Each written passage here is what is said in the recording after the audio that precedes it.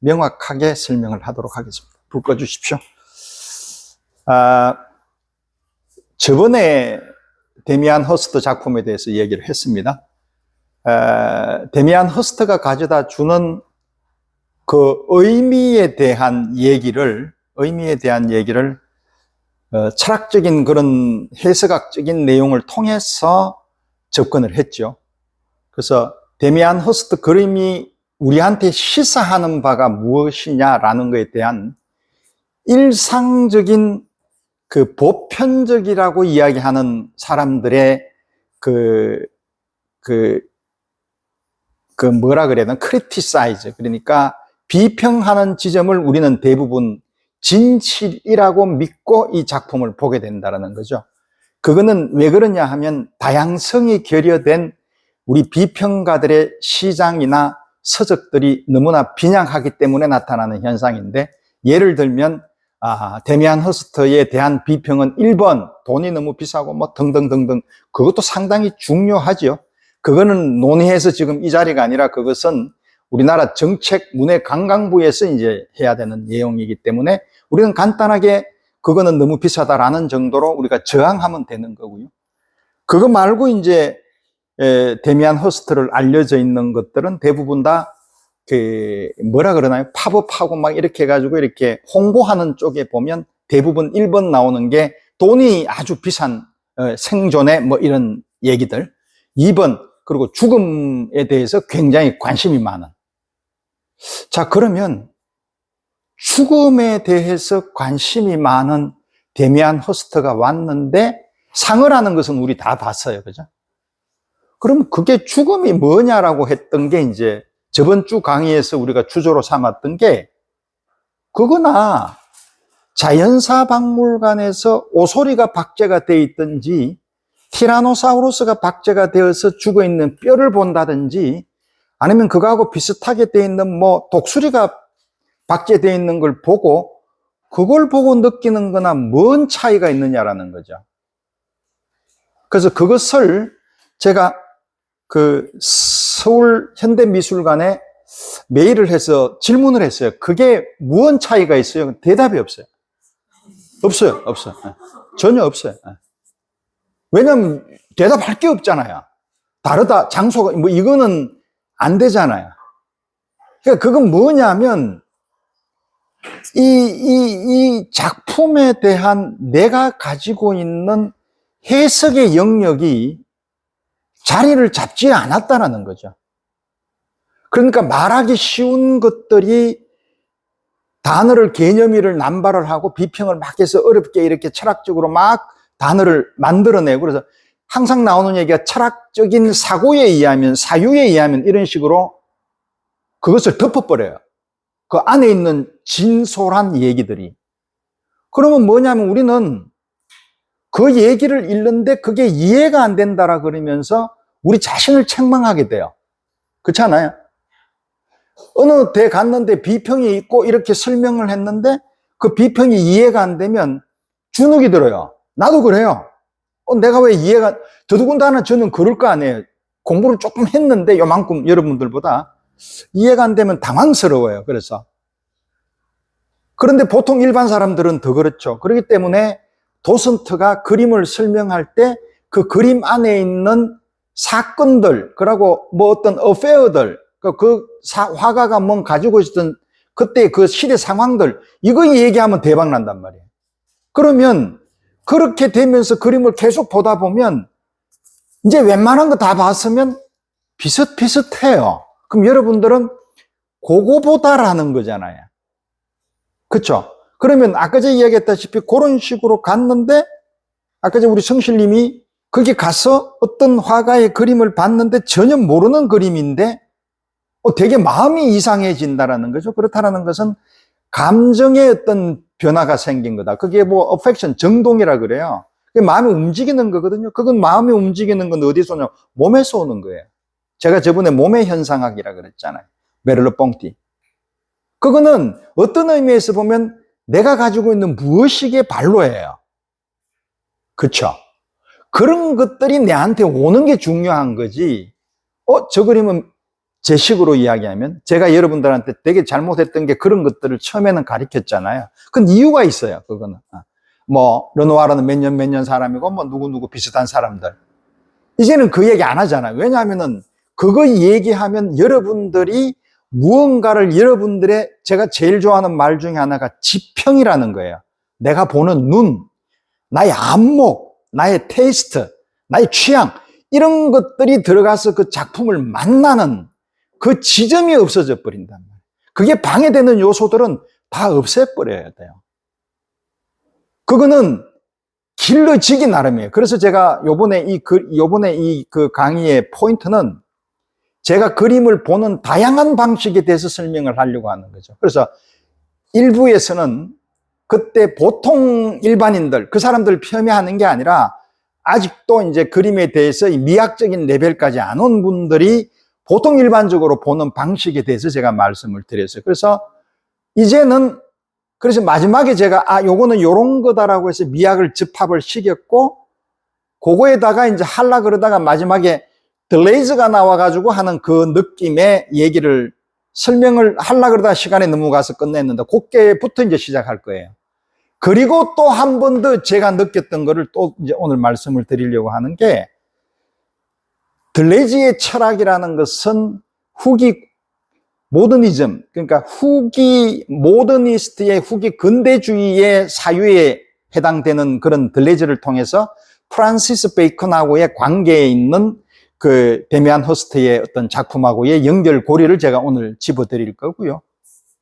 그거 플러스 가다머가 이야기하는 해석학적으로 그림을 볼 때에 시간에 따라서 내 지평이 어떻게 달라지는지 저를 통해서 제가 오늘 요번에 경험을 한 거니까 그렇게 보면서 여러분들도 여러분들 나름의 생각을 가지고 한번 접근하는 거 그런 시도를 해보는 게 상당히 여러분들이 그림뿐만 아니라 모든 것을 보는 시각 그래서 우리가 늘 제가 항상 접두사에 등장시키는 게 철학이라는 거죠. 그러니까 우리 이 모임은 미학을 왜 해야 되느냐?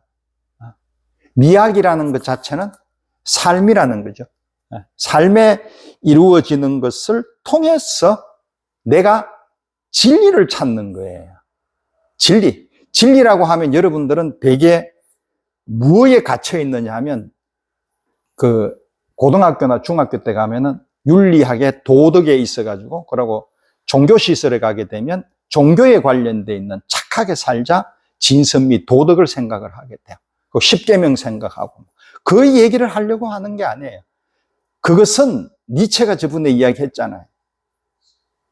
종교는 여러분들을 올가매는 이데올로기예요. 과감하게 없애버려요. 종교는 신을 믿어야 된단 말이에요. 근데 우리는 종교를 믿지 신을 믿나요? 그 얘기를 이제 차근차근 왜 그런지에 대한 거를 이제 생각을 제가 하는 앞으로 이제 마지막으로 가게 되면 제가 자연신학에 대해서 제가 이제 또 한번 말씀을 드릴 거예요. 신학자들이 어떤 식으로 지금 종교를 해석하고 있는지에 대한 이단 아니에요. 그 정통파들이에요. 그래서 예수님 같이 살아가자는 게 무엇인지에 대해서 이제 올바르게 여러분들이 제대로 받아들일 수 있는 개척교회 목사처럼 그렇게 살아가자는 거죠. 그래서 오늘의 제목은 똑같아요. 미학적 해석학을 통해서 이제 데미안을 보는데 그때는 1부, 요번에는 2부 오해와 진실이 있을 거예요. 그거는 이제 오해는 여러분들이 진실은 무언지에 대해서는 여러분들이 평가하는 시간이 되었으면 좋겠어요. 그래서 해석학을 할 때는 가다머를 통해서 했고 이거는 프로이트식으로 할 수도 있고 들레즈식으로 해석을 할 수 있다는 거고요.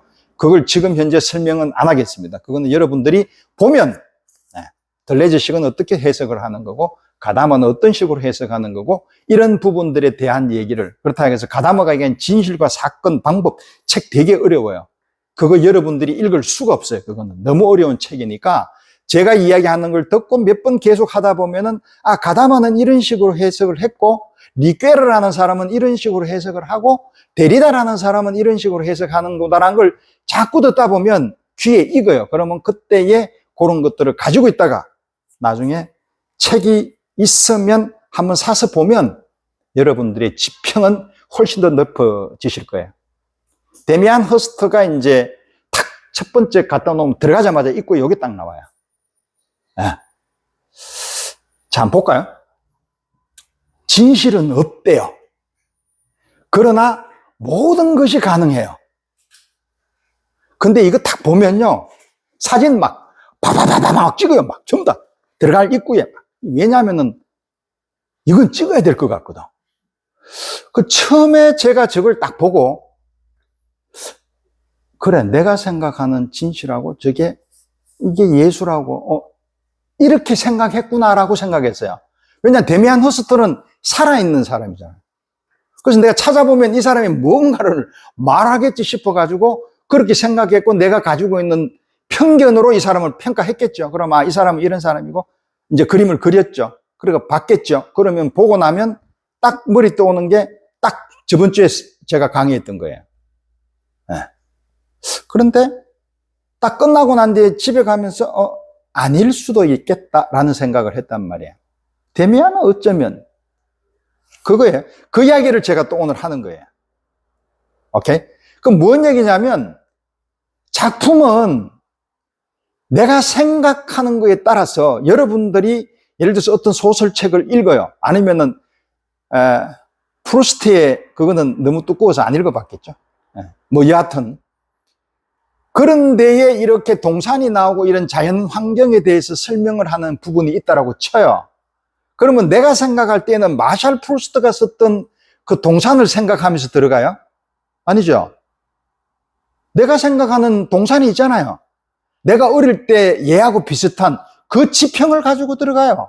그럼 나는 내 역사의식은 얘하고 달라요. 그렇지만 누구 식으로 해석을 해요? 내 식으로 해석하죠. 내 식으로 해석을 해요. 그러니까 마샬 프루스트의 프루스트 기호들의 책들은 마샬 프루스트는 얘 등장하지 않아요. 내하고 책하고 만나는 거잖아. 그쵸? 데미안 허스트하고 내하고 만나는 거 아니에요.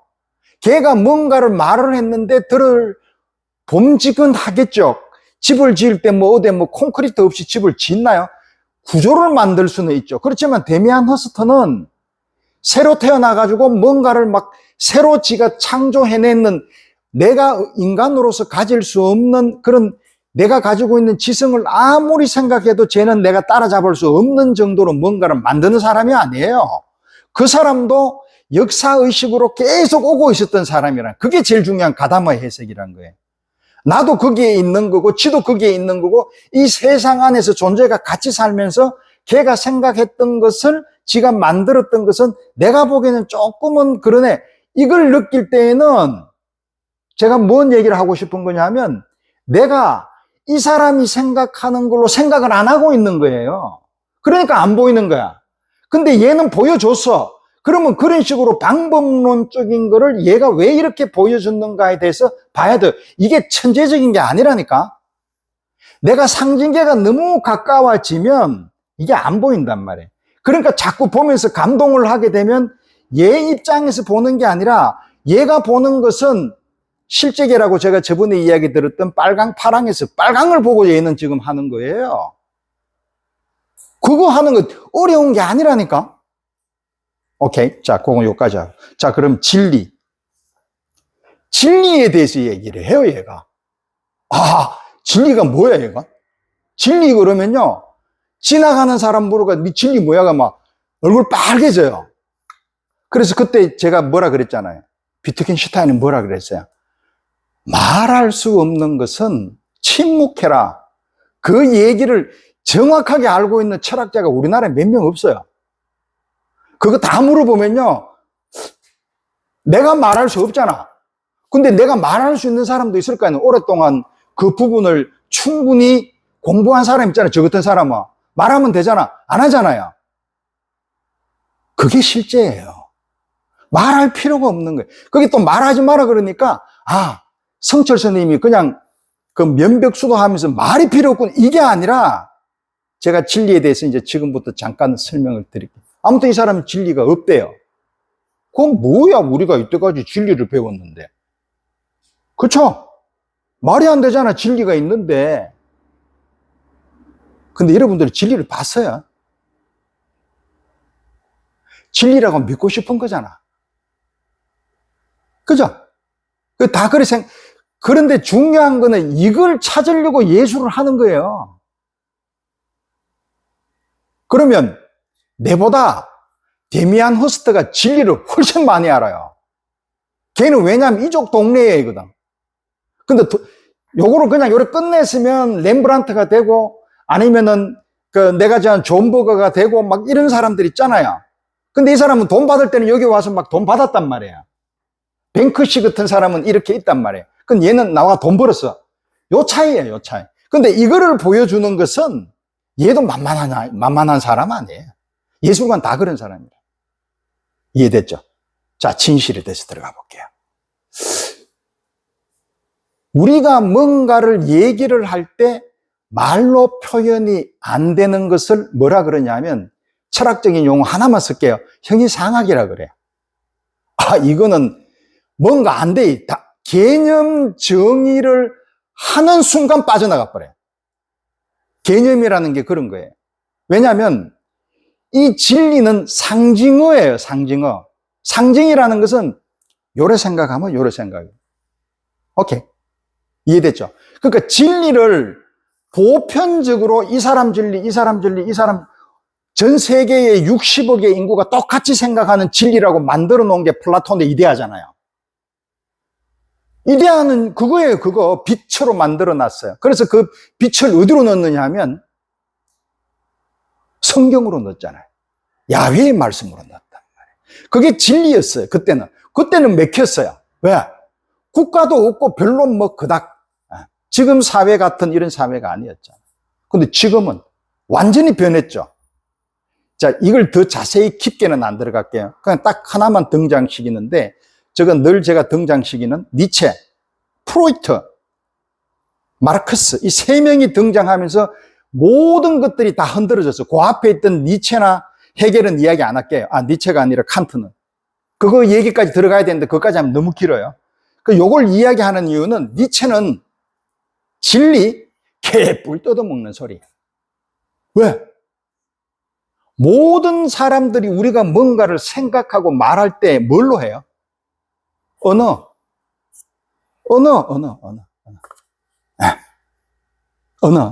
그러니까 니체는 진리라는 것도 플라톤이 얘기했던 그 시절의 빛이라는 걸로 해서 그냥 잡아놨던 우리가 만드는 거죠. 당연한 거지, 그죠? 그러면 그게 시원이 있어야 될 거 아니야. 오리진이. 옛날의 기원. 그걸 플라톤은 어디에서 잡아왔느냐 하면 신화에서 잡아와요.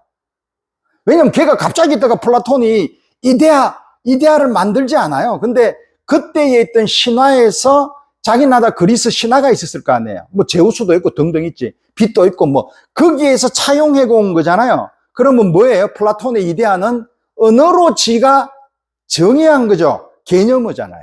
그럼 뭐냐? 나의 마사지가 들어간다는 말이에요. 그게. 니체는 그걸 주장하는 거예요.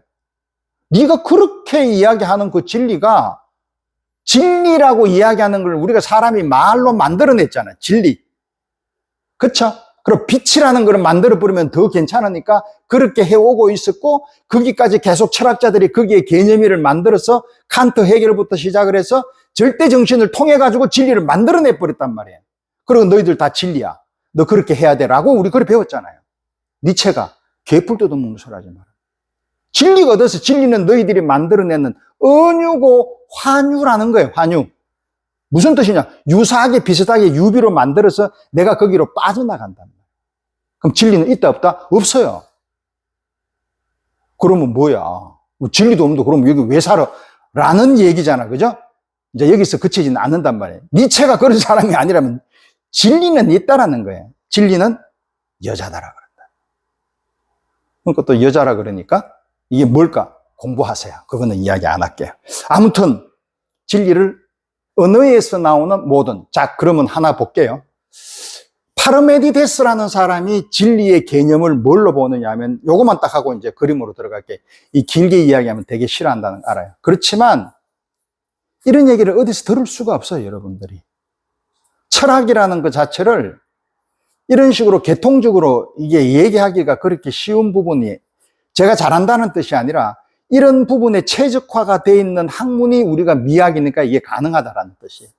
자, 진리는 파라메니데스가 뭐라고 하냐면, 내가 보는 저 사물 안에는 사람도 들어가요. 돌도 들어가고 백도 들어가고 다 들어가. 그걸 내가 딱 볼 때, 하느님 얘기는 안 할게요. 볼을 딱 볼 때 그게 내가 본 것 자체가 내가 인식론으로 보는 거잖아요. 인식하는 거잖아요. 그죠? 들어갔는데 그걸 정확하게 보고 그거하고 내하고 일치할 때 이걸 진리라 그래요. 했어. 그럼 내가 보니까 나무가 있었어. 그 나무라는 것 자체도 그게 이름을 할 때 소시르가 나와가 막 골치 아프게 하는데 차이가 있어서 그렇다는 그것도 다 제껴놓고 나무 했어요. 그 나무가 안 변해요. 오늘 서 있는 저 나무의 개념하고 여러분들이 가지고 있는 그 나무가 한 3년 후 돼 가지고 그 비슷한 저거 봐도 나무라 그러잖아요. 자들 두 차이는 그거 어떻게 설명할 거예요? 그게 실제예요, 실제. 근데 그것을 칸트는 물 자체로 해서 하지 말라는 거예요. 머리 아프니까. 그렇지만 그 실제가 굉장히 중요해요. 그게 진리인데. 그죠? 그 니체가 뭐라 그래요? 야, 개념을 하는 것은 네가 만들었던 언어로 붙인 거기 때문에 그 변하든 안 변하든 그거는 그 자체로 네가 알려고 하는 그 자체가 무리수야. 그래서 진리가 없다라는 거예요. 그 여자는 왜 여자라 했냐? 여자는 가까이 가면 도망가고 멀리 있으면은 보여줘요. 니체가 그런 얘기를 해요. 그 언어의 기능이 그런 거예요. 그럼 언어는 뭐냐? 언어를 봐요. 되게 재미난 거 딱 하나만 얘기할게요. 데리다라는 철학가 알아요? 혹시? 오케이. 몰라도 돼요. 우리가 처음에 하느님을 등장시킬게요. 야훼가 등장을 해서, 야, 아담아, 이브 보고 그랬나요? 저기에 있는 사과를 먹지 마라고 했어요. 그쵸? 마라고 할 때 아담이든 이브든지 알아들었을 거 아니에요. 그러니까 먹었잖아요. 모르는 말을 했으면 말이 안 되는 거지. 그쵸? 네. 자, 이거는 여러분들이 심히 그거 이거 얘기하지 마요. 그거는 그래 돼버리게 되면 야훼를 신화로 만들어버려요. 그래 되면 안 돼요. 우리는 역사로 가져가는 거예요. 왜냐하면 예수님이 역사적인 인물이에요. 이해됐죠? 그러니까 야훼도 역사 인물이죠, 당연하게. 그렇게 접근을 하는 거예요. 네. 자, 그래서 먹지 마라고 할 때 그 히브리어인지 뭔지는 모르겠으나 뭔가는 그런 것을 알아들었을 거 아니에요. 그러면 이 사람이 대답을 했을 수도 있고 못했을 수도 있어요. 알겠습니다. 제가 안 먹겠습니다. 먹겠습니다. 그건 안 나오죠. 그죠? 근데 그건 중요하지 않아요. 그렇지만 알아들었다라는 거죠. 그러면은 야훼가 말을 할 때에 이거는 뭐로 말했어요? 음성으로 했죠. 빠롤이라 그래요. 소시르가 이야기하는 빠롤이에요. 빠롤. 이 빠롤하고 우리가 알고 있는 이 문자라는 게 이제 대응이 돼요. 그 문자는 무슨 역할이냐? 우리가 말을 할 때, 자, 지금 이제 봐요. 내가 오늘 뭐 누구한테 전화를 해, 여사무소 해가지고 뭐, 야, 오늘 어디 가는데 그거 봤니라고 이야기할 때 생각하고 말을 해요. 중요한 사건은 생각하지만 그 문법이나 이런 거는 생각해요. 아니죠? 무의식적으로 하잖아요. 그거 보고 랑거라 그래요. 체계라 그래요. 그게 세계예요. 문법의 체계에서 그걸 통해서 우리는 아무런 무의식적으로 말을 가지고 와서 하는 것을 빠롤이라 그러고, 글자를 쓰는 것을 문자라 그러는데, 이 문자와 빠롤은 같이 가는 거예요. 문자가 없으면 말 못해요, 이거는. 물론 말을 배우는 가 가지고 미국에서 적지는 못해도 말을 하는 경우 있죠. 근데 그거는 내가 이 문자를 기반으로 해서 되는 게 아니라 내가 하는 거 항상 그 사람 입에서 이걸 하니까 이게 됐다라는 걸로 생각해서 말하는 거예요. 그럼 그 사람은 지식적으로 넓혀지질 않아요. 왜냐하면 문자를 모르니까. 그걸 통해서 뭘 배우는 게 아니라 이게 기반이 되어야 이게 된다는 말이에요. 그게 데리다가 이야기합니다. 자, 여기까지 대충 알고 있으면 상당히 여러분들의 미학에서 아까 얘기했던 것들이 이제 뚫리기 시작을 해요. 자, 그래서 진실은, 진리는 우리가 언어로 만들어 놨던 거예요. 그 하이데거까지 가게 되면 기니까 여기까지만 이야기하고 진리는 없다라고 생각해서 이제 또 가볼게요. 두 번째, 모든 것은 가능하다. 이때 모든 것이라는 것은 모든 것들이 지가 하고 있는 모든 것들이 작품이라는 거예요. 그게 무슨 뜻일까요? 삶은 예술이라는 거죠. 그 옛날의 예술하고 지금 예술은 많이 달라졌어요. 이런 얘기들은 앞으로 계속 해야 될, 이제 그래 들어가면 플라톤부터 시작해서 아리스토텔레스까지 데카르트부터 시작해서 이 예술론에 대한 거를 쭉 나와 있는, 그건 1시간 넘어가요. 그건 나중에 중간중간 나오면은 하나하나씩 칸트부터 해결까지 제가 집어드릴게요. 자, 모든 것은 가능하다. 그럼 무슨 뜻이냐면 예술은 딱 정해놓고 난 뒤에 거기에 무엇인가를, 목적성을 띄지 않는다라는 거죠. 오케이. 그럼 목적이 없어야 돼. 요새는 작가가 자율적으로 하지. 옛날에는 화가들이 다빈치가 모나리자를 그릴 때 내가 모나리자를 어디 동네에 있는 여자를 지가 그렸어. 누가 그리돌라도 안 했는데 그렸어. 그걸 가지고 있다가 그 사람한테 가서, 그 사람이 높은 사람일 거 아니야. 그때는 뭐 화가가 몇 명 없었으니까. 야, 이거 너가 마누라 그렸는데 니 이거 좀 싸. 이래 하면서 영업했어요? 안 하잖아. 누가 그리돌라 그랬잖아요.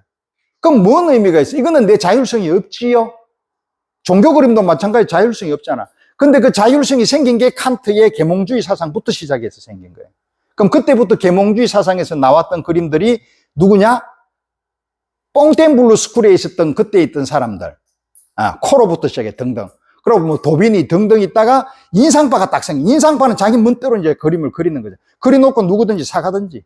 그래서 만들어진 게 1874년도 제1회 인상파 전시회가 됐단 말이에요. 그때는 아카데미에서 이렇게 해가지고 뭐 내가 그림을 거기 출판한 거 거기서 잘 그렸니 못 그렸니 교수한테 컨펌 받는 게 아니라 자기가 해놓고 난 뒤에 돈 주고 전시회비 내고 거기서 사가면은 거기서 반띵 해가지고 네 주최측 얼마 하고 네 얼마 이렇게 나눠 먹었단 말이에요. 그게 최초란 말이에요. 그런 걸 유일하게 제일 먼저 한 데가 프랑스니까 프랑스 그림이 많이 작가들이 만들어진다.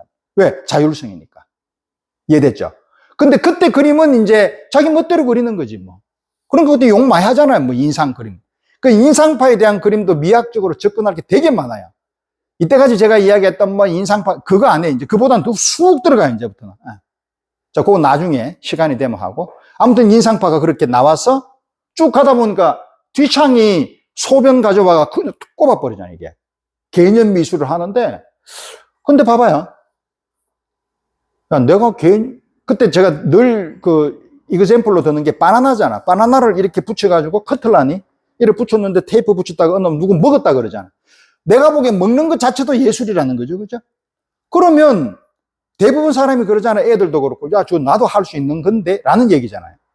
근데 저는 그랬잖아. 그거는 예술가가 거기 했기 때문에 전시가 가능한 거지만 우리 생각은 이제는 모든 오브제나 이런 것들이 다 자유롭네? 라는 것은 누구든지 다 동의하잖아. 그 바나나가 커틀라니 어디가 따로 사온 것도 아니잖아요.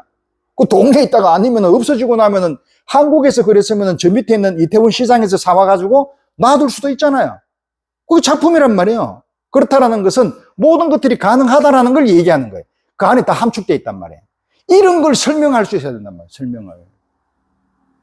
오케이? 갑니다 또.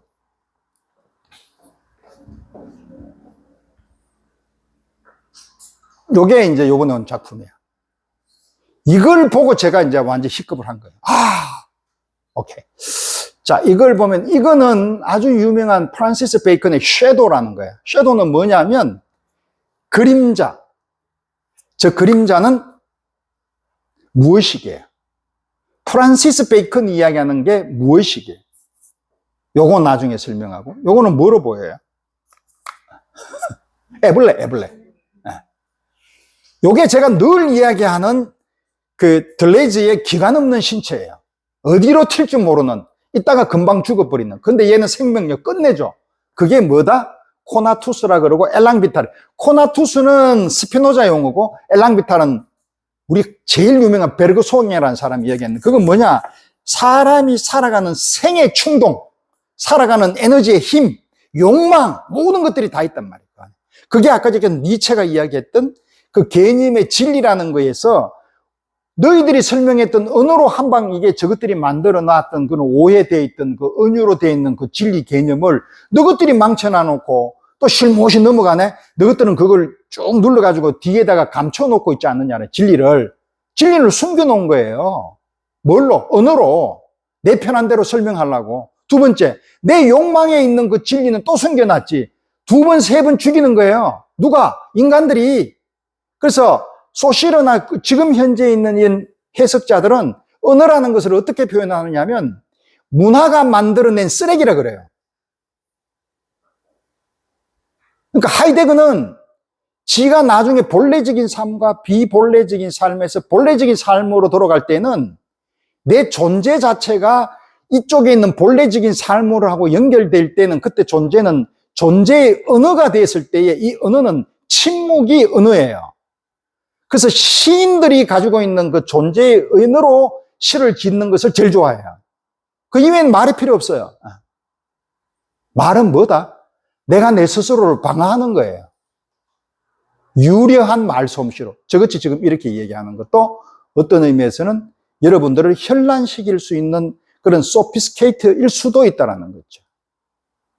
그렇지만 여러분들은 제 말 중에서 로고스를 찾아란 말이에요. 무엇을? 진리를. 근데 그렇게 설명 안 하고는 설명할 수가 말 그냥 가만히 있다가 슬라이드 다 넘기고 끝 이렇게 얘기하면 안 되잖아. 그죠? 그러니까 철학자들이 제일 힘드는 게 뭐냐면 그 개념을 하는 것을 언어를 통해서 사유를 하는데 사유를 하고 나니까 설명을 하는 것은 다 전부 다 환유로 한단 말이에요. 왜냐하면 꿈이라는 것 자체가 꿀 때 내가 이 환유가 없으면 환유라는 것은 작용을 안 하는 것이 만약 그게 없으면 꿈에도 내가 언어가 돌아간단 말이에요. 이게 시스템이. 그래서 내가 가지고 있는 내가 무의식을 말로 설명하지 뭘로 설명을 해요. 그죠? 예를 들어서 내가 어떤 사람이 이 운동화만 보면은 완전히 막 기겁하는 사람이 있어. 아니면은 런닝 셔츠를 보면은 막 노이로제가 걸린다. 그런데 그게 왜 그럴까라고 보면 이 런닝 셔츠 때문에 문제가 있는 게 아니라 옛날에 자기가 어릴 때 런닝 셔츠를 엄마 아버지가 그때 너무 돈이 없어서 못 사줬어. 그 사달라 그러니까 안 사주니까 그게 안 사주니까 자기가 그걸 억눌렀을 거 아니에요. 그때 런닝 셔츠를 보니까 엄마의 마음이 생각나서 이 사람이 그거 보고 희겁하는 거지 런닝 셔츠 때문에 희겁하는 게 아니라니까. 그럼 뭐예요? 이 런닝 셔츠는 환유인 거잖아. 내 무의식에. 이것 때문에 내가 놀라는 게 아니라니까. 엄마의 마음을 보고 놀라는 거야 이게. 이게 뭐로 나타나요? 이게 꿈으로 나타나잖아요. 그러니까 꿈은 환유란 말이에요. 이게 아니라 엄마가 불쌍해서 내 몸 사주는 걸 꾸어야 되는데 그게 꾸주는 게 아니고 이게 꾸준단 말이에요. 그래서 꿈의 해석이 이게 환유라는 뜻이에요. 전치라는 뜻이고. 이해됐죠? 이런 걸 가지고 뭘 만든다? 영화를 만드는 거예요, 영화. 오케이.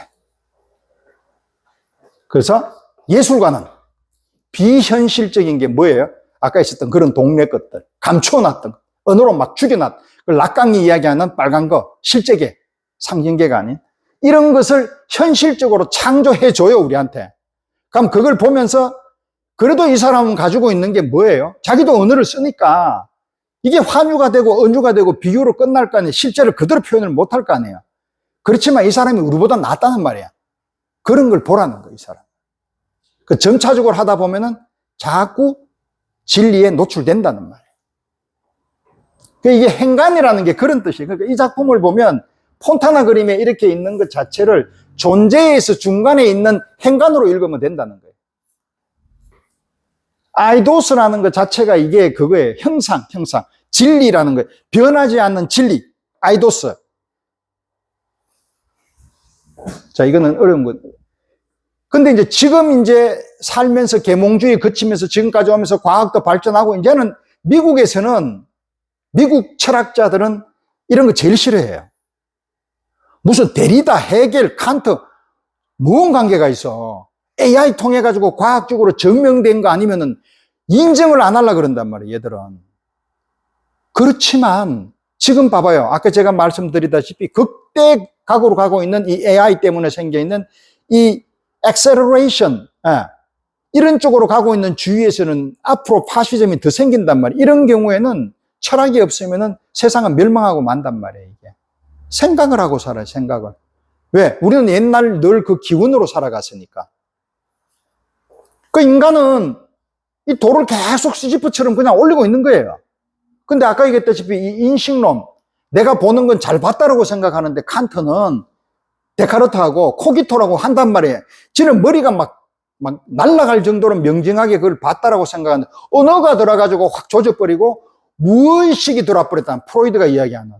그러니까 다 박살난 거야. 그러니까 인식론이 잘못됐다는 거야. 인간은 늘 그 인식론이 잘못된 게 살아가게 돼 있는 불완전 존재란 말이에요. 이게. 완전하다고 생각하지 말란 말이에요. 이게.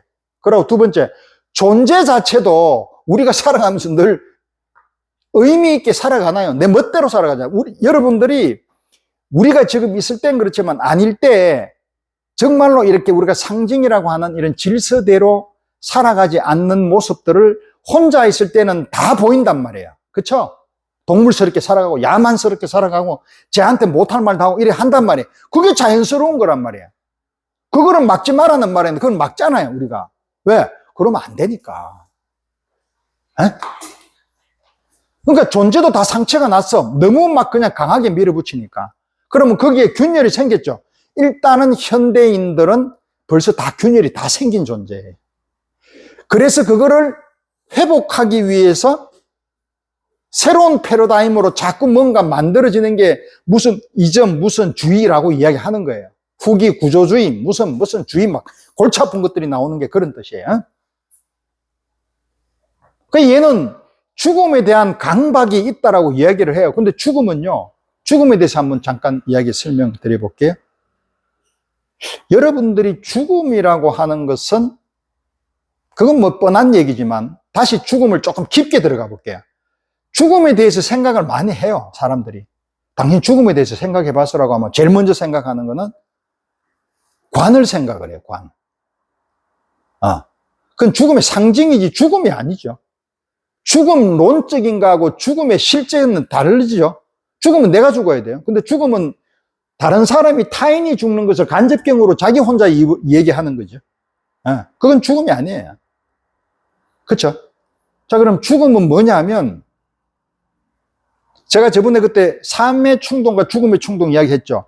죽음의 충동은 내가 배가 고파요. 배가 고프게 되면은 그때 내 위에서 내를 살려줘라고 해가지고 막 신호를 보내. 그때 음식물을 먹는단 말이야. 그럼 먹지. 그럼 먹을 때는 그때 삶의 충동이 들어가서요. 근데 고통스러울 때 있지. 요것도 삶이에요. 그 삶이 호락호락한 게 아니라니까.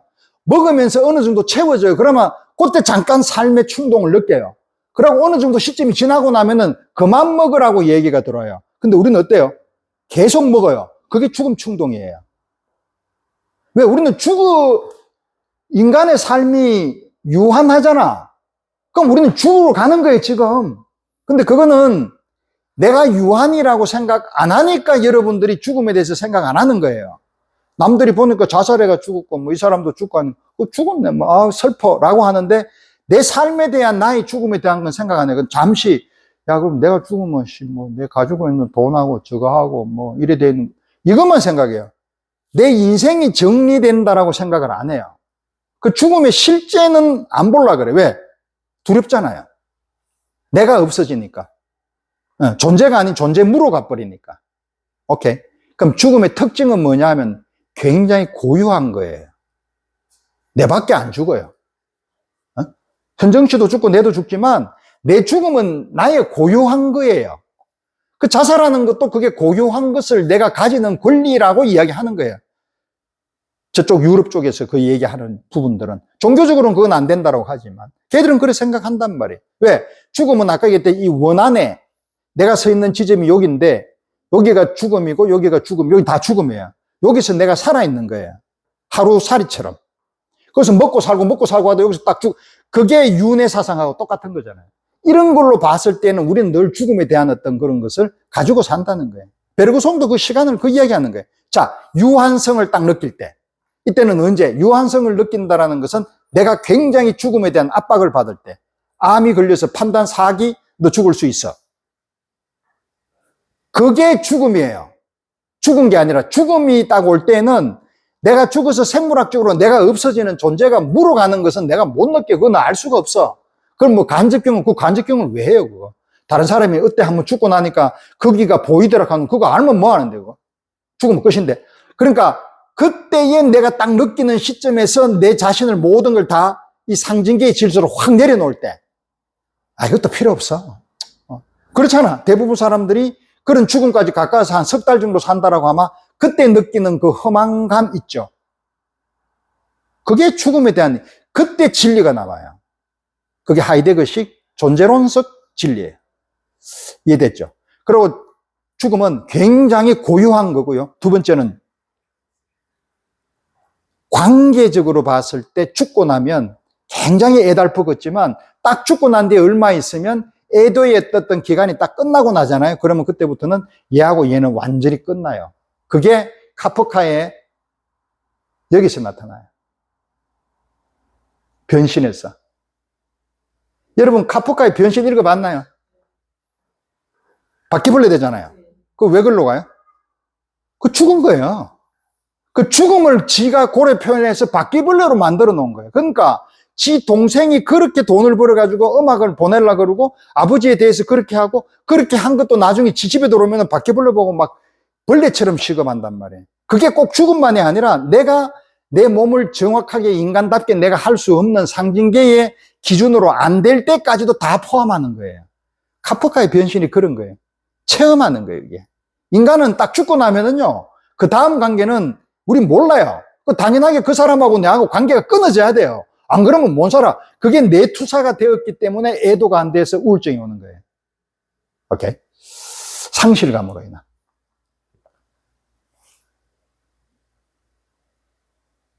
지금까지 이야기한 거는 대충, 저 사람이 무엇을 얘기하려고 하는지에 대한 이제 감이 잡았다. 그쵸? 오케이.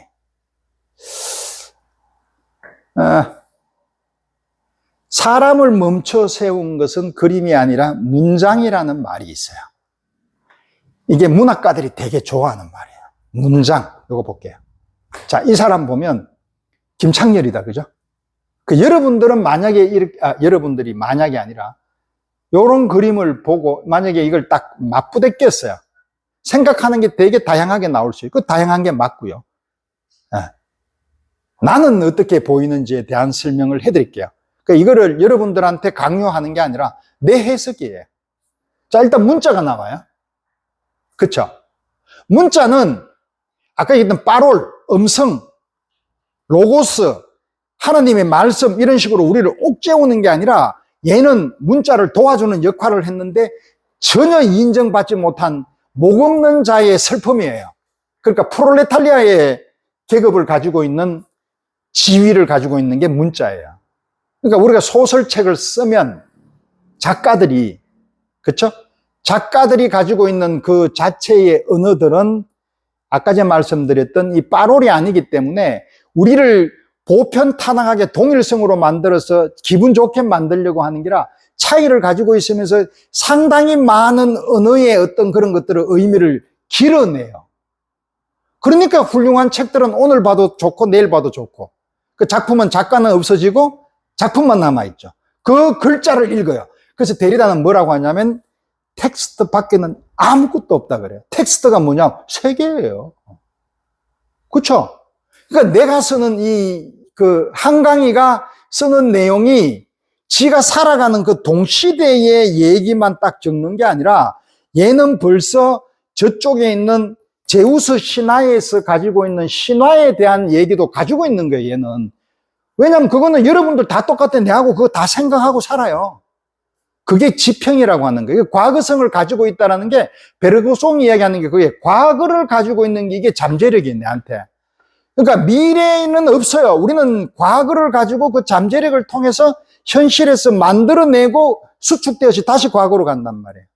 그럼 100% 이해되는 거예요, 그거는. 그러니까 이 한강이가 가지고 있는 이 역사성, 지가 가지고 있는 거기에 기반해서 적는 내용들은 우리가 다 경험하는 거예요, 같이. 근데 더 이 실제적인 내가 다른 데 보고 있는 걸, 이 지는 보고 있는 이 빨간 거를 우리한테 가르쳐 줄 뿐이에요.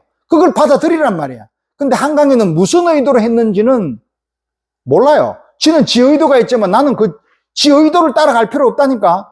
얘가 보여주는 건 세계를 보여주는 거지 지 의도를 내한테 내가 이해하라 그랬지 설명당하려고 한 게 아니잖아. 우리가 서로 토론하는 것은 이 사람을 이해하고 내 이해해서 내 지평이 만나는 거예요. 지평의 합의를 뭐라고 한다? 해석이라 그런단 말이에요. 설명을 듣는 게 아니에요. 한강이한테 내가 설명을 들어 책을 사는 게 아니니까 내 방식대로 내가 해석을 하는 거예요. 그러면서 내일 보니까 또 달라져요. 그런 것들을 여러분들이 느껴요. 그래서 데리다가 아까 얘기했던 차연이라는 게 그런 거예요. 자꾸 미끄러져요, 이게. 언어도 그렇고, 의미도 그렇고. 그거는 너무, 이제 소실은 그 나중에 한번 설명할게요. 그래서 이 자체는 존재로 보여요, 저한테는. 이 세계 안에 있는 존재, 이거하고 비슷한 게 누구냐면, 비슷한 연령에 있는 사람들이 다 이런 그림을 그려요. 이거는 고갱도 그랬죠, 그죠? 이건 원시, 그 당시에 시원, 백색 신화라는 것 자체가 있으면서 문명으로 만들어질 때 그때의 이 상황을 우리 매일 그림에서 보잖아요. 누구? 마티스도 저거 그리고, 옷 입는 것도 그리고, 얘도 그리고, 또 누가 그려요? 세잔도 그리잖아요. 그게 뭐냐면 시원이라는 거예요. 와토, 아니면은 그 누구죠? 로코코의 와토 제자가 누구죠? 요새 하도 그걸 안 했더만 다 이제 프로나라하고 또 하나 더 있는데, 아무튼 걔가 키데리 섬인가 키리나르 섬이라는 게 있어. 그게 이런 거. 옛날에 처음에 문화가 시작하기 전에 인간들이 생활했던 아담과 에덴 동산으로 생각하면 되겠죠. 요런 것들, 존재. 자, 이것도 마찬가지예요. 하늘에 있는 세계를 말하는 거예요, 세계. 이 세계는 문자로도 만들어져 있고, 모든 것들이 여러분들이 여기에서 날개를 펼 수 있단 말이에요. 상상력을 가지고 뭘 쓸 수도 있고. 황제가 그래 했단 말이에요, 이게. 자, 이거는, 백남준 씨예요. 이게 정말로 우리가 알고 있는 존재에 대한 그 기계론적으로 가장 현대의 모던한 그 언어에도 잡히지도 않고 정말 존재로서는 완벽한 이걸 만들어냈어요. 근데요, 이게 요즘 1억밖에 안 해. 네. 이 세계적인 진짜 그림이야, 작품이. 근데 얘 제자가, 발랄이라고 있어요. 저번에 제가 한번 보여줬죠. 비디오 아트 하는 사람. 그거 요새 100억에서 200억이에요. 제자인데. 따라다니면서 이 사람 밑에서 이 비디오 아트 배웠는데. 우리는 왜? 그래서 한국은 예술을 논할 자격이 없어요. 우리 옛날에 그 베니스 비엔날레인가 무슨 상파울로 비엔날레인가? 아무튼 비엔날레를 이탈리아구나. 그거 주도했던 사람이 백남준이 아니었으면 우리 가가지고 아무도 거기가 작품 출품 못해서 한국이 어디인지도 몰라요. 그걸 한 사람이 백남준이라니까. 근데 이 작품이 그냥 구석땡이로가 막 그냥 떠돌고 있더라고요. 사랑해줘야 돼요. 안 그러면 자격이 없어요. 그리고 이거는 이불이에요. 이런 사람들이에요. 이런 사람들. 그 나머지 예쁜 그림 뭐 이래가지고 막 어디 가면은 어페어 가가지고 막 이렇게 보면 막 그 그림 좋은 거 저거 얼마 할까 이런 거 하지 말고요. 이런 사람들 사랑해줘야 돼요. 이 이불의 드로잉이 이래요. 이 미켈란젤로 같잖아요. 그렇죠? 인간의 아까 엘랑비탈 그 가지고 있는 꿈틀 그림에 무의식이 보이잖아요. 이게. 이 사람이 이걸로 끝나는 게 막 장난 아니에요. 이게. 이렇게. 이거는 내가 깜짝 놀란 이 자기 개예요. 한 20년 동안 같이 살았는데 죽었대. 죽었는데 개하고 내하고 나누었던 대화, 파편화되었던 대화, 존재의 흐름, 존재의 사건 이런 것들을 이런 식으로 표현했어요. 이거. 유리로. 역시 이불답잖아요. 이거 아무도 못해. 전 세계적으로 이걸 했다라는 것보다 이 사람이 그런 생각을 한다는 거예요. 그건 뭐냐? 작가는 늘 비현실적인 것에 대한 이 진리를 우리가 언어라고 이야기하는 그 언어의 매일 상징에서 사로잡혀 있는 남을 의식하면서 책을 쓰는 거에서 빠져나와서 내 존재에서 흘러가는 존재 사건으로 그걸 들어가야지 이런 것들이 보인단 말이에요. 무의식으로. 여기 보세요. 뭐. 이 앞에 이게 있단 말이에요. 이거 보면 죽음, 바니타스, 해골, 그것도 조르주, 바니타스 그게 네덜란드 사람 되게 많죠. 왜냐하면 네덜란드 사람 케로하고 스피노자하고 그러고 이쪽에는 캐톨릭하고 구교, 신교가 붙었을 때에 그때 30년 종교전쟁 때문에 나타나는 바니타스가 더 컸단 말이에요. 그러니까 그래 있을 때에 이 해골이 가지고 있는 그런 흐름에 대한 얘기인데, 근데 엄밀하게 생각을 해봐요. 우리가 유한성이라는 거잖아. 이때 여기에서 유한성을 느끼는 거지. 나의 생명의 유한성. 이 유한성이 있다라는 것 때문에, 있기 때문에 미학이 만들어지는 거죠. 왜? 미학은 내가 죽어가는 나중에 그걸 기억해야 되는 거잖아. 그러니까 이거는 결국은 기억하고 같이 가는 거예요. 그럼 기억은 내가 무언 작품을 만들었어. 그러면 이 사람의 이 작품은 굉장히 신선하고 천재적으로 간다라고 설명하는 게 누구냐면 독일의 낭만주의예요. 그래서 여러분들이 프리드리히 그림의 그 뒤통수 보이는 산을 보는 그림 있잖아요. 그거 보고 히틀러가 환장을 한단 말이에요. 왜? 천재니까 낭만성은 거기에 신성에다가 천재성을 넣어버렸단 말이에요. 그러니까 아무도 접근해서 얘를 설명하지 말란 말이야. 얘는 신이라는 말. 저쪽을 보고 있는 자연이 도덕이고 진선미란 말이야. 세상에 그런 게 어디 있어? 그 지가 만들어 놔놓고. 그러니까 얘는 영웅이 되고 천재가 되어버렸네? 그러니까 히틀러는 끝내준단 말이에요, 얘들이. 그러니까 독일은 관념론이 강하기 때문에 안 그래도 얘들은 파시즘으로 가는 전체성이 있는데 낭만성까지 있는 헤겔이나 피테 이런 애들이 만들어버리니까 이게 훨씬 더 강하게 걔들한테 다가가 버린단 말이에요.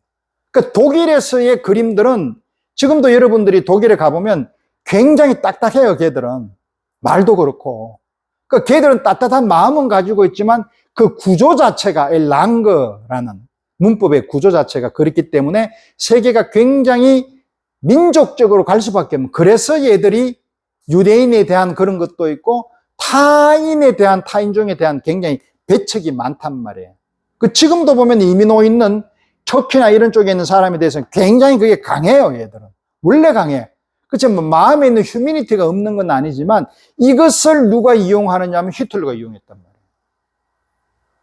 이해됐죠? 프랑스는 그게 없어요. 왜?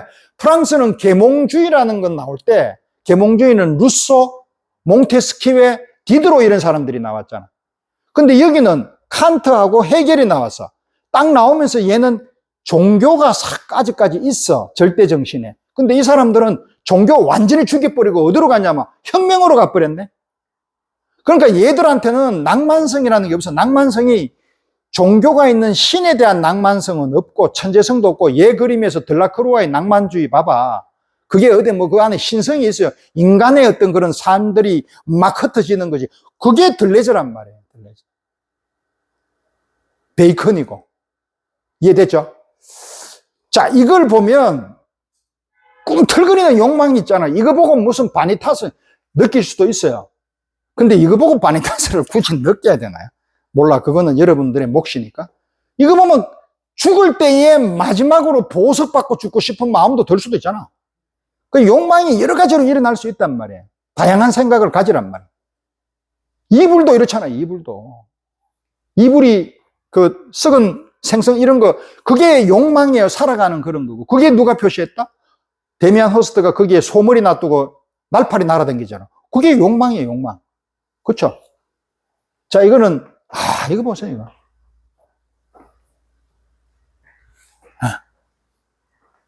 백남준의 드로잉이에요. 꼴라주 해가지고 만드는 이 예술이에요, 이런 거. 자, 이게 듀샹. 백남준이 있으면 저쪽엔 듀샹이 있어요. 근데 듀샹보다도 백남준이가 못하지 않아요. 듀샹이 조금 나이는 더 빨라. 그렇지만 이 사람은 뭐 한 게 뭐 있는데. 백남준이가 100배 강하다니까요. 듀샹 볼게요. 이 사람 뭐 이런 식으로 했어요. 뭐 여기다 코시엄 달고. 그럼 백남준은 그런 거 안 해요. 하죠. 자, 제일 처음에 이 사람이 뭐 때문에 이런 그림을 그렸어요. 이 사람 수학 되게 잘해요.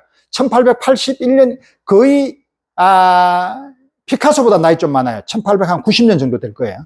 그 자기 형들도 자크비 형부터 제가 전부 다 그냥 큐비즘 그렸던 황금 분할이라는 집단에서 큐비즘, 입체주의를 그렸던 사람들이에요. 왜? 이 사람들은 굉장히 수학을 좋아하고 나름대로 그때 과학이 굉장히 많이 뜰 때예요.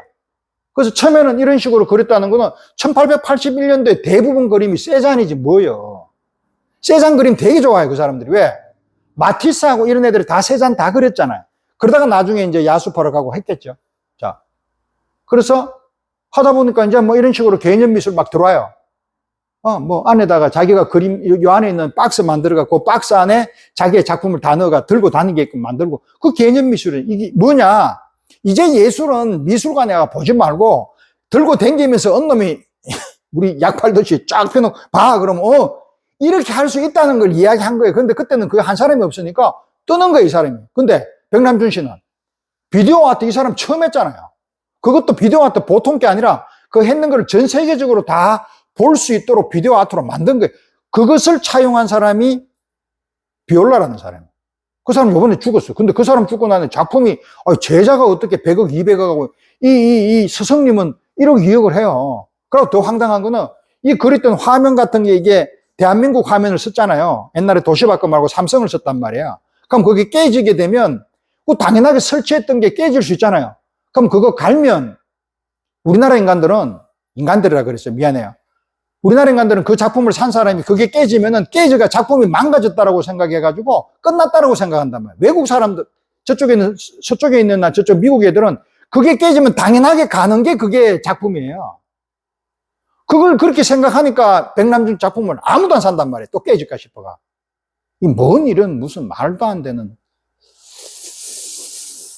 자, 아무튼 이 사람이 제일 그게 했던 게 큐비즘을 입체주의를 왜 움직이게끔 움직이는 게 굉장히 중요한 화두였잖아요. 그때만 해도. 다다가 있었으니까. 그러니까 뭐 난리가 난 거야. 미친놈 그러니까 다시는 내가 앞으로 그림 안 그릴게 하고 절필을 해보고 끝내버려, 이 사람은. 그리고 애탕도태라 그래가지고 이제 이상한 약간 관음주의 쪽으로 들어가는데 그건 뭐 나중에 얘기고. 이거 보세요. 백남준 이후에 백남준. 자, 들레지의 미학을 쭉 볼게요, 이제는. 이런 거. 왜냐하면 인간은 태어날 때 내가 빵 하고 태어난 스피노자가 이야기하는 일자 개념이라는 게 자연이 만들었어. 만들면 내가 동시에 요이땡 하면 탁 태어날 때 아까 이제 애벌레부터 시작해서 무슨 여기 있는 소, 말, 인간 다 똑같이 나와요. 쫙 이렇게 같이 출발해가지고 조그만하게 나온단 말이에요. 이게 배아가 나오듯이. 근데 구별하지 말란 말이에요. 들레즈는. 똑같아. 이 사람 봐요. 이 들레즈 이런 그림이, 프란시스 베이컨의 이런 그림 있죠? 이거 들고 있는 사람. 자, 이건 쭉 지나갈게요. 그러니까 이런 것들을 표현해내는 게 사람 등 뒤에 이런 식으로 날개를 다는 게, 이 날개는 상동기관인데, 그건 우리 인간이 만들어낸 거예요. 내 이 날개뼈하고 새의 날개는 같은 기원이에요. 근데 우리는 새를 무시해버리잖아, 이제. 근데 옛날 같이 이제 막 새 잡아먹고 이러지는 않잖아요. 그러니까 많이 좋아졌지만, 이런 개념이라는 것 자체가 자연 전체, 아까 문자로도 설명했지만, 일자라 개념도 표현할 수 있어요. 자, 니체가 이거 보고 뒤집어졌단 말이에요. 말 보고, 토리노의 말. 왜? 말하고 내하고 똑같은 인생인데, 왜 얘는 이런 식으로 있고, 나도 이런 얘기예요. 프란시스 베이컨하고 똑같은 사람이에요, 니체가. 이 사람 말 잡고 막 뻥뻥 울다가 들어가가지고 이제 못 나오죠. 짜르투스트라는 그 전에 미리 냈고. 오케이. 자, 이거 보세요. 이거하고 얘가 형태나 형상은 다르지만 여기서 꿈틀거림이 있잖아요. 그렇죠? 상어를 딱 해서 박제를 해버리니까 걔를 죽였다라는 개념으로 잡아버리니까 그게 죽임이 되는 거죠. 그게 죽임이 아니라 살아가 있는 것을 내가 보여준다라고 생각해봐. 그건 두 개는 아까 얘기했던 코나투스와 죽음 충동하고는 두 개가 양면의 동전이 따로따로 놀아요. 오케이? 그러니까 어떨 때는 보면은 이게 보였다가 어떨 때는 죽음의 충동이 오늘에도 계속 일어난다니까. 그런 현상들이 죽었다 살아났다라는 것은 같은 선상에 있는 것이 그게 분절적으로 불연속적으로 오는 게 아니란 말이에요. 이게 지속성이라는 거죠. 그 베르그송은 시간은 지속이라 그래요. 과거, 현재, 미래는 같이 돌아간다는 거예요. 그걸 한번 유념 깊게 한번 생각을 해보세요. 말로 표현할 수 없는 거죠. 그래서 이 사람은 가위를 자기가 작품하는데 걸어놨어요. 잘라버리고 싶단 말이죠. 혀를 자르는 게 아니라 문자로 적어놨던 것 중에서 말할 수 없는 것은 지가 만들어내는 개념이잖아. 지 편하고자 했던. 오케이? 그런 것들은 자르고 싶다라는 퍼포먼스를 하는 거예요, 이 사람은. 그러니까 문자라든지 이런 것들로 인해서 우리가 피해 사례가 보는 거에 대한 경종이에요. 그러니까 바스키아라든지 이런 게 문자하고 그림하고 막 같이 들어오는 거 있잖아요. 그 문자를 그런 식으로 생각을 하란 말이에요. 그림 이미지, 문자 이미지, 문자 언어라는 것 자체를. 바롤은 하나님의 말씀 이런 로고스로 생각을 하고 개념 이런 식으로 생각하면 쉬울 거예요. 자, 로드킬 당한 거에 대한 어떤 그런 것들을 이렇게 설명을 했고, 죽음에 대해서는 모든 사람들이 다 생각을 해요. 아까 얘기했던 유니크하고 무관계적이고 이런 거예요. 건너뛸 수가 없잖아요, 우리가 죽음에 대해서. 변신 아까 제가 말씀드렸고, 나의 완벽한 장례식 같은 것도 그냥 관만 넣지 말고 내가 죽음이라는 것 자체를 마무리할 때에까지 인생의 본래적인 삶을 살아라는 게 죽음의 마침표지, 죽음에 대해서 생각하는 걸 내가 죽으면 어떻게, 이거가 아니라는 말이 이게.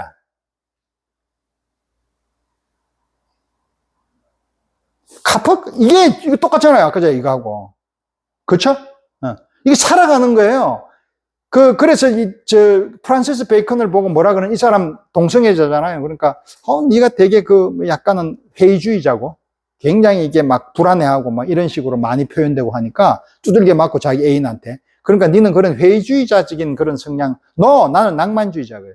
이 사람은 에너지가 넘치는 사람이에요. 제가 그랬잖아요. 힘을 표현하는 힘. 과거의 잠재에서 현재를 만들어내고 미래에서 왔던 것들이 다시 돌아가는 거예요. 우리 몸이 세포가 계속 만들어지고 죽었다 없어졌다 계속 반복하는 거예요. 그걸 이야기하는 건데 꼭 그런 것만이 아니라 내가 생활하면서 이 상징계로 들어갔다가 다시 실제로 갔다가 그렇게 많은 모험에 우리는 계속 노출되어 있다는 거죠.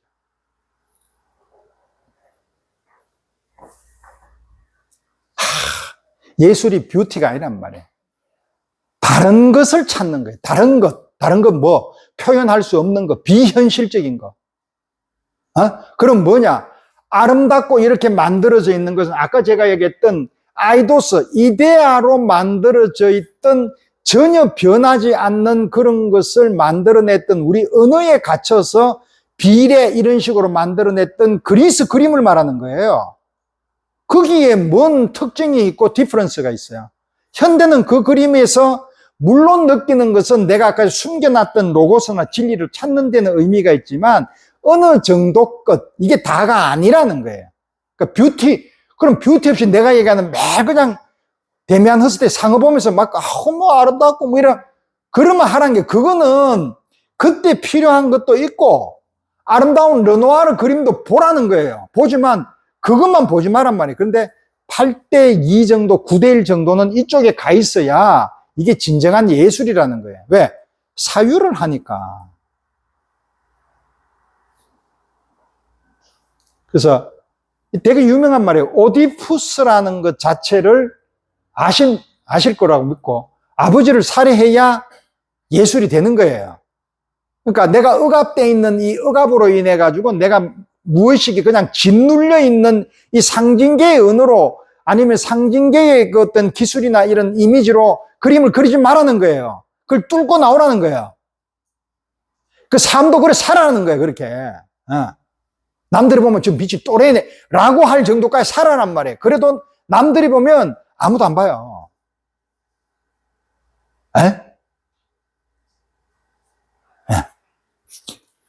생각만 해도 즐겁잖아. 이제 이 얘기가 이거하고 이거 똑같잖아요. 제가 이걸 보고 딱 느낀 거는 저 구석태에 있어요. 이게. 저 어디서 많이 봤는데 이게 딱 떠오른단 말이에요. 이 삼면화예요. 삼면화라는 것은 이거는 제가 나중에 이제 들레즈의 그 미학을 얘기하면서 이제 거의 한 80, 90% 정도 제가 정리가 됐는데, 프란시스 베이컨의 회화론을 이제 감각의 논리라는 걸로 해서 이제 의미의 논리와 함께 이제 풀어드리려고 그래요. 근데 그거를 표현해내는 데 있어서 오늘은 잠깐 맛배기만 보여주면, 이 사람은 힘의 언어를 감각을 통해서 보여주는, 예를 들어서 자, 이제 칸트의 인식론으로 들어가 볼게요. 저 엉큼 떡볶이를 딱 봤어요. 그 딱 보면 저걸 봤죠? 그 보고 난 뒤에 이제 이렇게 엉큼 떡볶이라고 하면 딱 떠오르죠? 그걸 가지고 오죠. 이미지를. 내가 있는데 아까 저거 봤어. 근데 모르고 아무 생각 없이 저거 보면 내가 뭐 봤는지 몰라요. 이걸 보고 지향이라 그래. 저걸 보려고 하는 거죠. 후설용으로. 자, 지향을 해서 봤어. 그럼 이어놓고 난데 생각하면 엉큼 떡볶이가 생각이 나요, 여기에. 이미지가 떠오른다고. 근데 이미지를 그리라 그러면은 내 머리 뒤에, 망막 뒤에 그림이 이렇게 나오는 게 아니고 그냥 엉큼 떡볶이가 이렇게 그려지잖아요. 그거 신기하지 않아요? 아? 그 생각 안 해봤잖아요. 엉큼 떡볶이나 아니면 나무를 생각하면 나무가 이렇게 쓱 보이는데 잡으려고 하면은 잡혀요, 안 잡혀요? 안 잡혀요. 없어져 또. 에? 그게 어디 들어가 있냐면 어떤 경우는 그게 의식으로 들어가고 어떤 경우는 무의식으로 들어가요. 그건 누가 결정하고 몰라요. 그거는. 근데 자꾸 생각해내면 아이, 그거 옆에 엉뚱떡볶이 아까 저 차이선 이래 생각하면은 계속 올라와요. 그러면서 그건 의식으로 가요. 그럼 그건 그 다음날 되면은 내가 그리라 하면 딱 그려내요. 근데 무의식으로 확 들어가 있는 거는 그리라 하면 못 그려요. 오케이? 그러니까 다층적으로 들어온단 말이에요, 이게. 그래서 그것을 보고, 그걸 보는 것을 저번에 내가 그랬죠? 표상이라 그래요. 리프리젠테이션. 내 머릿속에 이미지를 넣는 것을 표상이라고 그래요. 자, 그럼 표상이 딱 들어왔어. 그럼 이제 혼자 생각하는 거지. 저거 놔두고. 이제 거의 다 끝나니까 금방. 이건 칸트에 굉장히 중요한 얘기예요. 그럼 딱 생각하고, 이제 지성으로 넘어가. 오성이라 그래요. 오성에서 범주가 나와. 자, 범주의 표가 12개가 있어. 그건 알 필요 없어. 저게 한 어느 정도 되고, 뭐, 거리가 어떻게 되고, 크기가 어떻게 되고, 그러면 우리는, 저 정도 되면은, 저기가 매상이 얼마 나올 거고, 떡볶이 집에 뭐 손님이 좀 있는 거, 뭐 이런 생각하지. 그게 개념이라 그래. 그 개념이 이성이라는 거고, 지성이라는 거예요. 우리가 보통 이성이라고 하면, 요런 것들을 이성이라 그러잖아요. 이성은 이런 식으로 읽어버리면, 칸트 책을 하나도 못 읽어요. 요건 지성이라고, 오성. 여기까지가 지성에 해당돼요. 그럼 이성이라는 건 뭐냐면 생각한다라는 거예요. 분석하고 들어가는 거예요, 이제. 그럼 저게 그래 되면은 그 다음 단계에 내가 있었던 엉금떡볶이가 아니라 저쪽에 있었던 다른 데에 무슨 저런 비슷한 거죠. 그거 하고 어떨까라고 생각하겠지. 그럼 더 깊숙하게 들어가는 것을 생각의 점핑이라 그래. 그건 상상력이 동원이 되죠. 그 이성이 그런 것까지 하는 게 이성이에요. 생각한다라는 게 이성이에요. 그 생각을 확장한다, 이성의 점핑. 그거는 주로 어디 사용하느냐 하면 내가 뭔가를 보고 그냥 여러분들한테 정보를 딱 가르쳐 줄 때는 충분히 오성이나 지성으로 얘기하는 거예요. 직관은 아까 이제 보는 것을 직관이라 그러고, 감성이라 그러고, 감각이라 그러고, 오케이? 그래서 그 두 개를 나눠놨고, 이성은 그런 식으로 점핑해가지고 할 때는 이제 뭘 하냐? 실천력 비판하고 판단력 비판이라는 게 있어요. 그게 뭐냐면, 신에 대한 도덕과 이런 것들을 설명하고 예술에 대한 취향을 설명할 때 이성이 등장을 해요. 그런데 이성이 등장하는 게 아니잖아. 내 감각으로 하는 거잖아. 그죠? 미술은 감각이잖아. 그러니까 칸트는 보는 거에만 만족하는 거니까. 그 자연미라 그러죠. 꽃이 이쁘게 돼 있는 거. 근데 그거는 의미를 두고 있지 않은 거. 예를 들어서 내가 꽃집을 해. 그럼 꽃집을 하게 되면 꽃을 보면 꽃이 아름다워. 물론 아름답지만 꽃을 만질 때는 목적이 있는 거잖아. 그러면 걔한테는 안 아름다워. 칸트 이론은. 근데 얘가 꽃집 장사가 그게 아니고 어디 가다가 다른 사람이 꽃을 한 송이 줬어. 그럼 예뻐. 그거는 목적이 없는 거잖아. 칸트 얘기해. 그러니까 그거는 주로 자연미에 해당되는 거예요. 예술하고 관계없어. 예술을 이야기하는 사람은 헤겔이란 말이야. 오케이. 이제 그것까지 이야기했어. 그래, 인식론이라는 것 자체가 들어오면서부터 시작을 해서, 아까 제가 이야기하는 그 설명하는 게 좀 더 개념이잖아. 근데 제가 아까 전에 뭐라 그랬어요? 칸트가. 아니다. 개념이라는 건 네가 만들었냐. 그럼 만드는 것도 인간이 언어를 통해서 생각하면서 만들었겠지. 그럼 가짜로 만들었다는 거지. 언어는 네가 만들었던 그 개념이도 은유고 환유지 직접적으로 그게 아니라는 거야. 네가 지금 보고 있는 게 잘못 보고 있는 거야. 왜냐? 내가 오늘 보는 거하고 어제 보는 거하고 딱 해가 다시 생각해보면 완전히 다른 쪽으로 막 결론이 나와요. 그러니까 우리 인간들이 오해하는 게 그 이유란 말이에요. 뭐 때문에? 언어를 쓰기 때문에.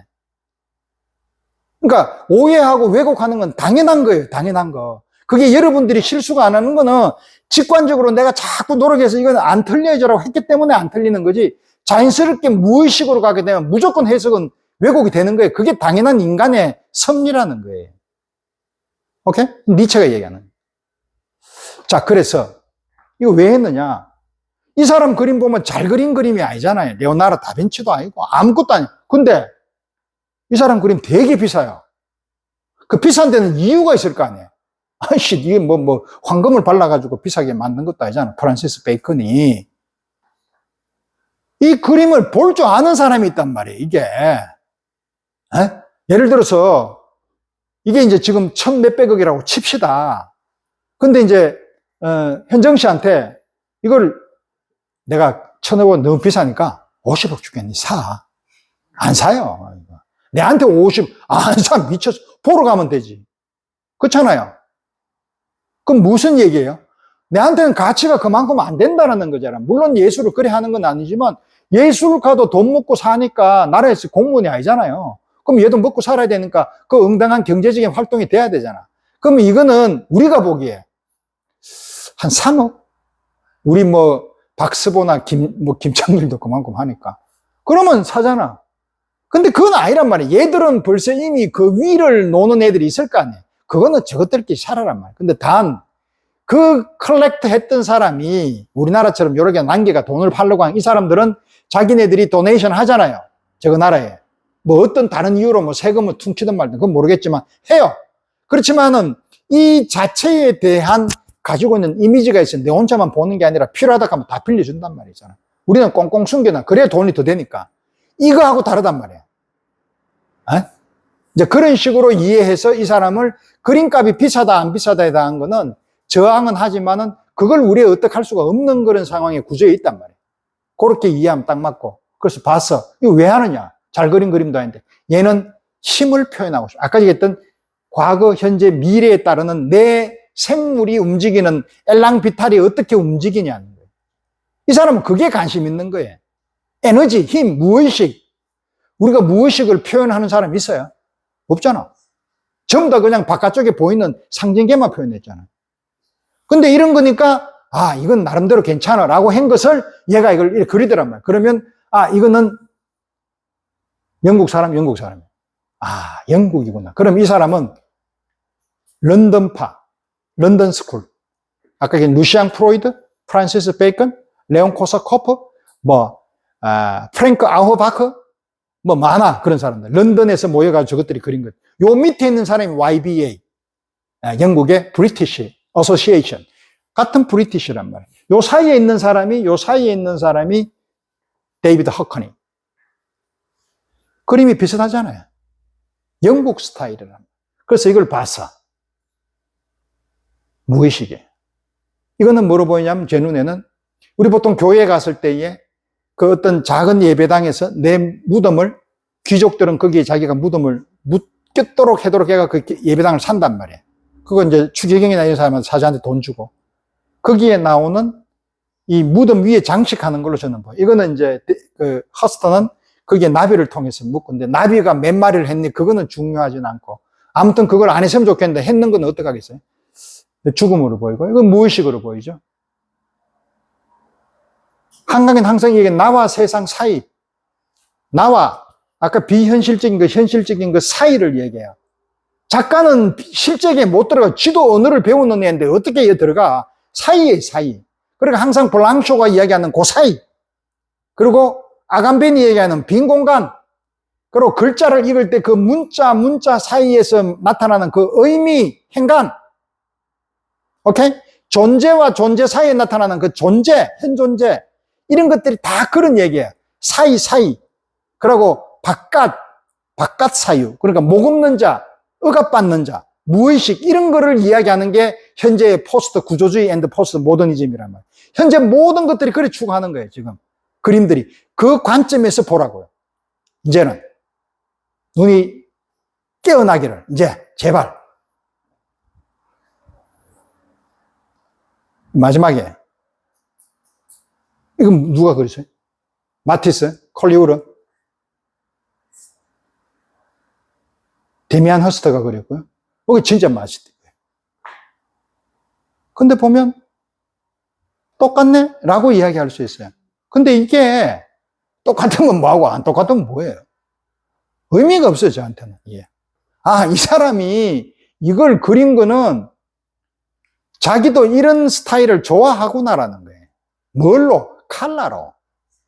그러니까 이걸 보면서 그 사람이 있던 다트, 점처럼 보이면서 마지막에 벚꽃이나 이런 그 꽃을 그리는 꽃 시리즈가 나오게 되는 배경이 이런 것들이 있는 거예요. 그러니까 누구죠? 게르하르트 이런 사람도 막 칼라 이런 거를 분석해서 이렇게 그림으로 많이 그려요. 알약도 이 사람이 이런 식으로 하고 뭐냐면 자기의 존재가 칼라예요. 그걸 누가 얘기했냐면 세잔도 그리 이야기를 했고 형상이라는 것을 나는 칼라로 표현할 때 그 존재에 대한 표현을 하는 거예요. 하이데거는 그 존재가 뭐냐면 언어로 이야기해요. 언어. 내가 세계를 살아가는 방식 중에 있는 그 자체가 언어로 만들어져 있는 구조에서 이루어지는데 그 안에 둥둥 떠댕기는 게 존재라 그래요. 오케이. 뭐 그걸 알 필요는 없어요. 그러나 그런 얘기가 있었구나라는 걸만 알고 계시면 돼요. 그래서 볼게요. 쭉 보면 이 칼라가 되게 많이 등장하면서 중간중간에 동물들이 굉장히 등장하는 것은 이 사람은 이 자체의 생명하고 이 동물하고 같이 가는 거예요. 이게 누구냐 하면 이게 스피노자가 나오는 일자에서 나오는 얘기예요. 아까 얘기했던 엘랑비타라고 같이 가는 거죠. 그게 체킹해낸 게 누구냐 하면 프란시스 베이컨이에요.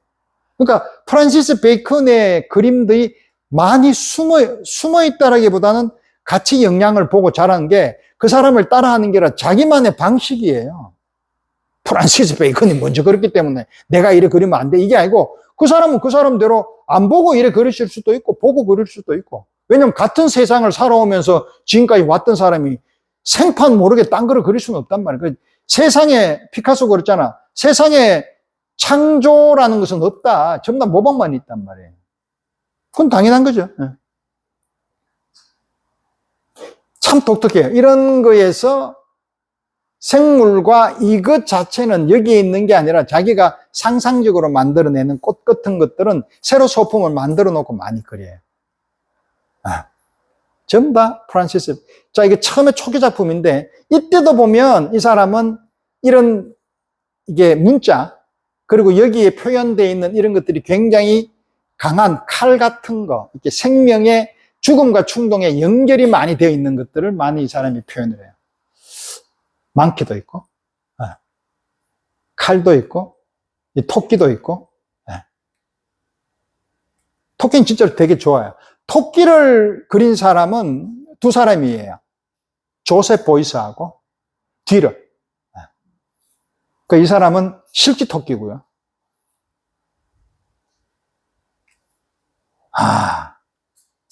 강해요. 이쪽에 아프리카의 이쪽 부분도 아마 원시적인 처음에 원언어적인 그런 세계의 신화적인 그런 요소, 처음에 인간의 세계가 만들어지는 그런 시원을 이야기하는 것 같아요. 이거는 우리 보통 이제 목 잘린 살로메 같은 이런 것들에 대한 죽음. 이거는 어보이드 미라고 이야기했는데 제가 보기에는 이게 관으로 보여서 이쪽에 사람 머리가 있고 이쪽에는 팔이 나가고 이쪽엔 다리가 있는 관을 이런 식으로 이제 표현을 해서 냈고, 요번에 가보니까, 파리가 되게 많이 죽었어요. 이 표현을 한 이유는 파리가 돌아다니면서 이 소머리를 먹고 이것은 이게 다시 그게 되었고 이래가 계속 이 윤환되는 것을 표현한 이게 이제 스피노자 사상인데 그거를 표현해내는 걸로만 끝나는 게 아니라 계속 오래 있음으로써 파리는 계속 죽어요. 죽어 있는 것들이 보인다는 말이에요. 그게 작품이라는 거죠. 그걸 표현할 수가 없다. 그 말로 사무새가 이래가지고 파리가 죽었고 이건 말로 표현한 거 죽은 거를 그림으로 어떻게 표현해요? 근데 이거를 표현해내는 거를 산 거를 갖다 놔야 죽은 게 나오는 거지 죽은 거를 갖다 놓으면 이게 변한다라는 걸 우리한테 인식을 못 시켜주잖아. 비현실적인 것을. 말로 설명도 안 돼. 그러면 이건 이 방법밖에 없는데 얘가 여기에서 저는 이 사람은 거의 지너스한 게 있다라는 거죠. 이 껍데기도 많이 없어졌어요. 그건 당연한 거겠죠. 파리가 먹은 거죠.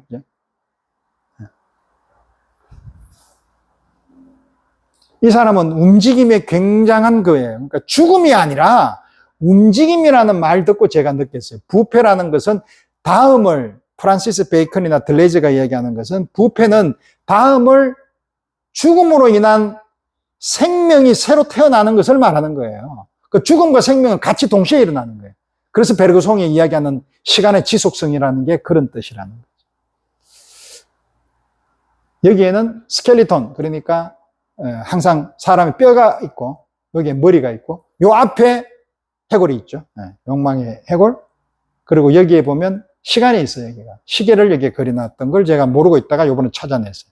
이 시계는 시간성에서 나오는 죽음과 삶과 충동과 같이 들어가는, 이 결국은 베르그송을 이 사람이 안다는 거예요. 베르그송의 물질과 기억이라는 거예요. 우리의 인간의 기억은 켜켜이 기억 자체가, 기억에도 덴시티가 있어요. 강도가 있어. 강한 기억이 있고 있는데 이것 말고 순수 기억이라는 게 있어요. 이 순수 기억은 옛날에 내가 시원부터 시작해서 아버지 엄마 그 후손, 그 아주 큰 선조 때부터 시작해서 그 가는 DNA란 말이에요. 그게 그대로 가지고 와서 내가 역사성으로 넘어와 있는 그 순수 기억이라는 것은 결국은 말하면 엘랑비타를 만들어내는 욕망의 근원인데, 이 욕망의 근원에 들어가는 이 순수는 결국은 칼융이 이야기하는 집단 무의식이라는 말이에요. 삶의 흔적, 악의 상징. 인간의 본성은, 본성이라는 나투러라는 것 자체가 자연이에요. 자연은 자연을 볼 때 자연인 거고, 인간에 들어와가지고 인간에 있어 나투어 오브 휴먼이라고 그러면은 악이에요. 인간은 늘 악이라는 것을 달고 살아요. 그 칼융은 늘 악이라는 것은 무의식에 있다는 거예요. 인간은 늘 악한 존재예요.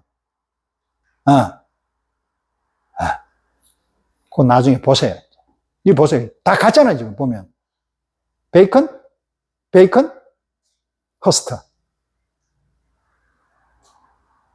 많은 생각이 나올 거예요, 이게, 여기에서. 그래서 혹시 다시 봤을 때에 이걸 보면서 베이컨 그림하고의 연관성 이런 것들을 깊은 사유를 하세요.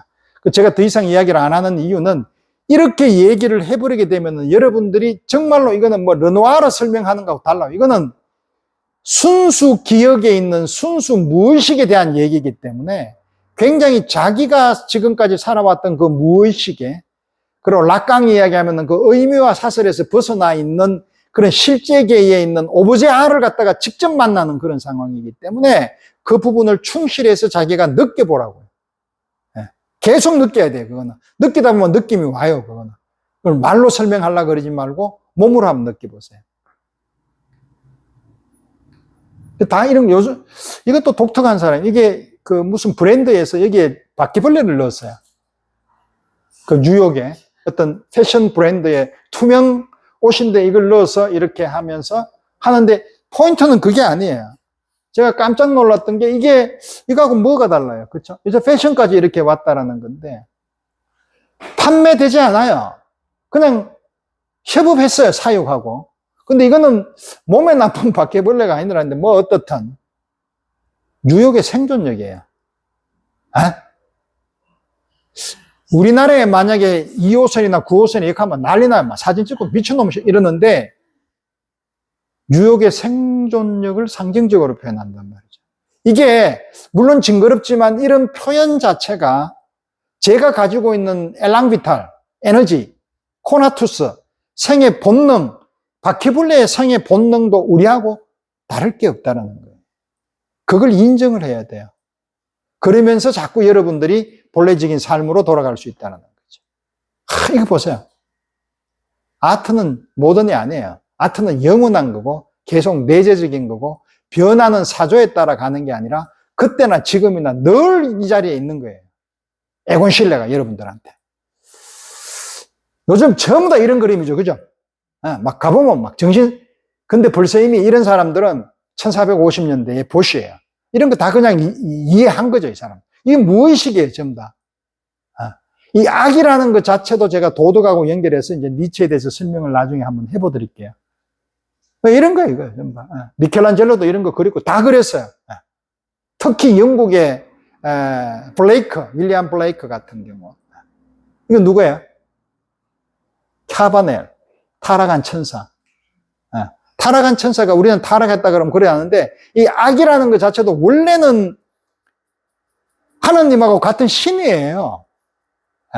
근데 옛날에는 그게 광기라 그래가지고 이제 이 예술에 대한 어떤 그런 광기, 그런 사람들이 적었던 시 같은 거를 되게 높게 평가했어요. 언제 때? 플라톤도 그렇고. 근데 이제 광기가 나중에 오면서 이제 억압돼 버렸죠. 뭘로? 미친놈으로. 왜? 우리가 계몽주의에서 일을 해야 되는데 일을 하지 않고 도구적으로 매일 빈둥거리고 그냥 딴소리 하고 있으니까 저놈은 감옥서 쳐넣어버렸단 말이에요. 그 푸코가 뭐라 그래요? 광기의 역사로 적어냈단 말이에요. 우리가 인간의 언어로 인해서 인간이 가지고 있는 정상과 비정상을 니는 무슨 목적으로, 무슨 기준으로 그 사람을 비정상으로 만드냐. 네 언어로 만드는 거 아니냐 말이에요. 오히려 이때 사람 잡아먹고 했을 때가 월등히 더 여러분들이 더 인간적이었다는 거예요. 프란시스 베이컨의 아버지 선조가 그 옛날에 그 프란시스 베이컨 철학자 있어요. 그쪽 집안이에요. 프란시스 베이컨. 그래서 이렇게 이제 프란시스 베이컨하고 뒤쪽에 있는 거 뭐 여러 가지가 있는데 그건 정리하겠습니다. 감사합니다. 재밌었어요? 그러니까 영국이 되게 이런 쪽으로 강해요. 질문 없으면 커피하고 끝낼까요, 오늘은? 일찍 끝낼까요?